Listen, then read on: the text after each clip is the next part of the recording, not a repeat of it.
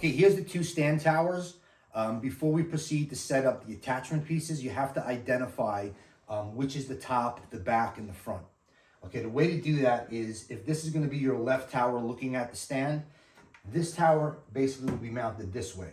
The smooth side here with no blocking, the blocking is on this side, is going to be the outside of your stand. The blocks go towards the inside of your stand.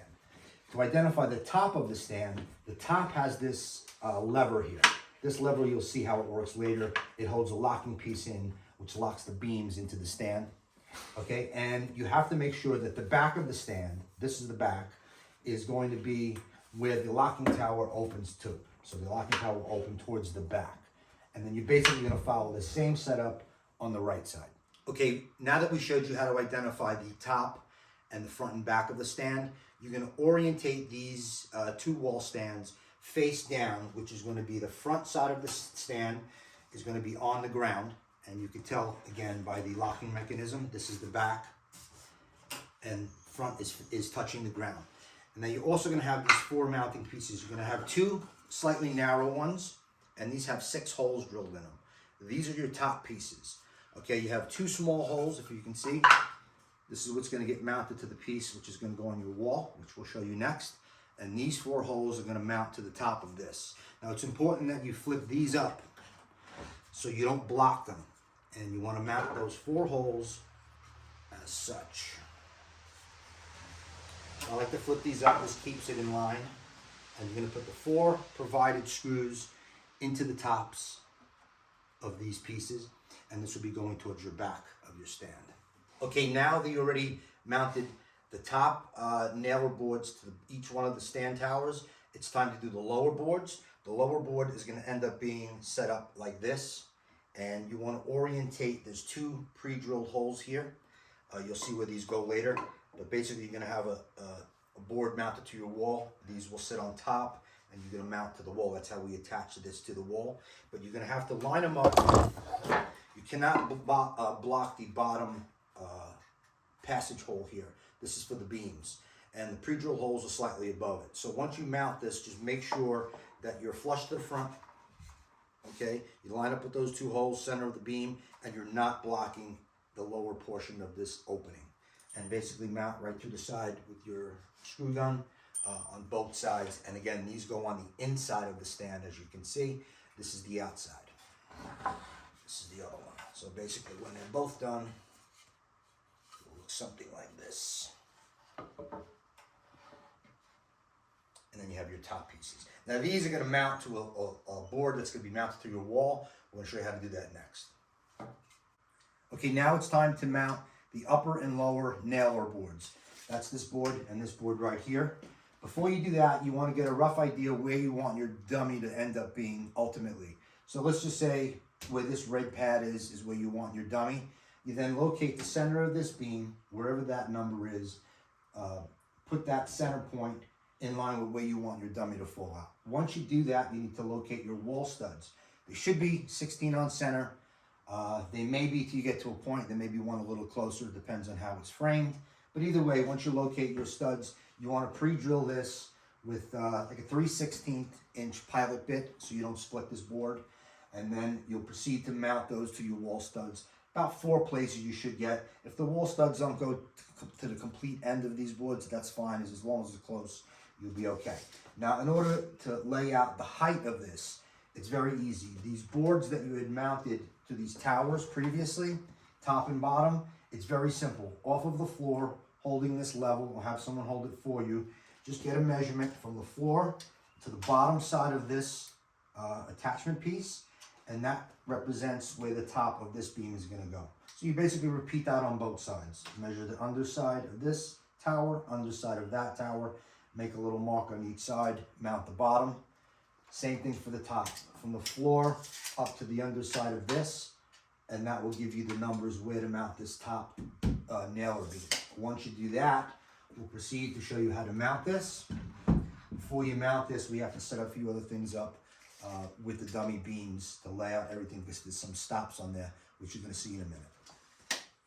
Okay, the next step is you're going to take something like books or anything you can, like I have here. I have a little platform, but you can stack a couple of books underneath your dummy. roughly center it to where you want it. Now what's going to happen is these beams, they're going to come with these stops here mounted on all four sides when you get them.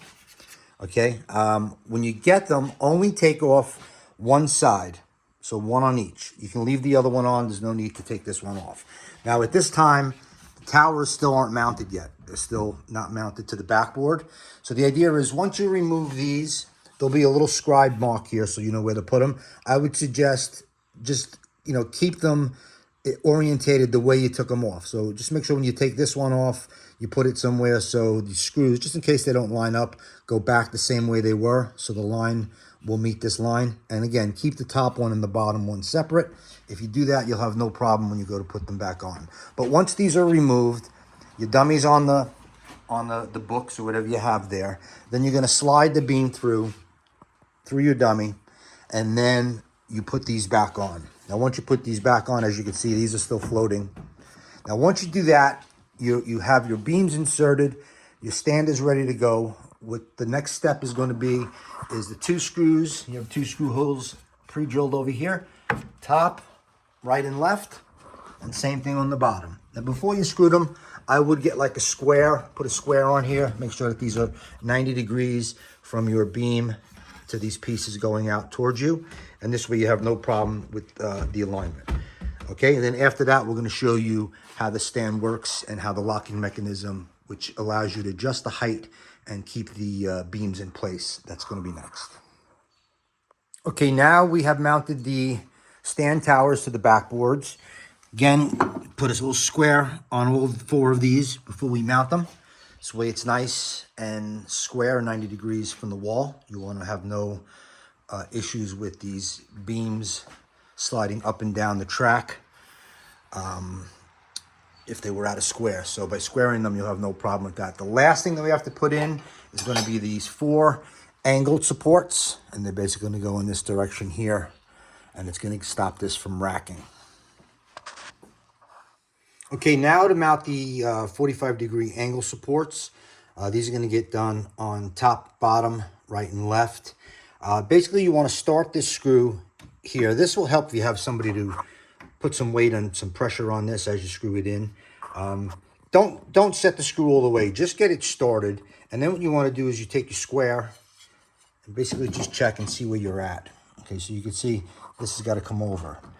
Okay, and so these basically will allow you to adjust these towers to get them square.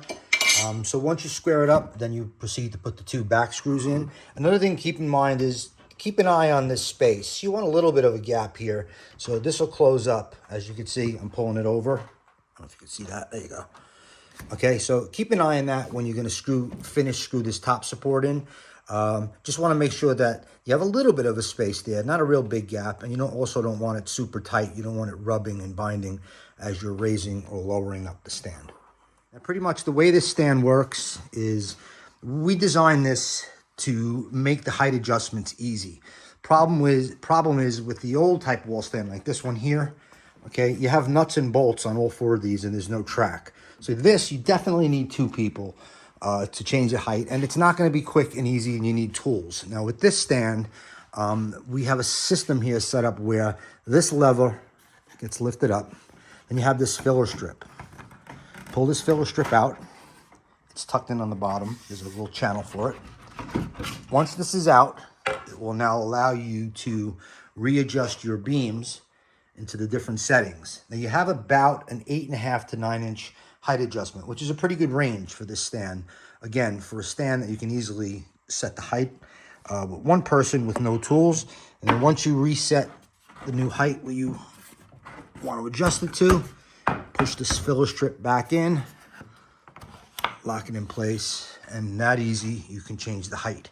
Now next we're going to show you an optional counterweight system that we have. I highly recommend that. It's going to take a lot of the weight of this dummy off of the dummy, so one person can more easily move it up and down. You can move it without the system.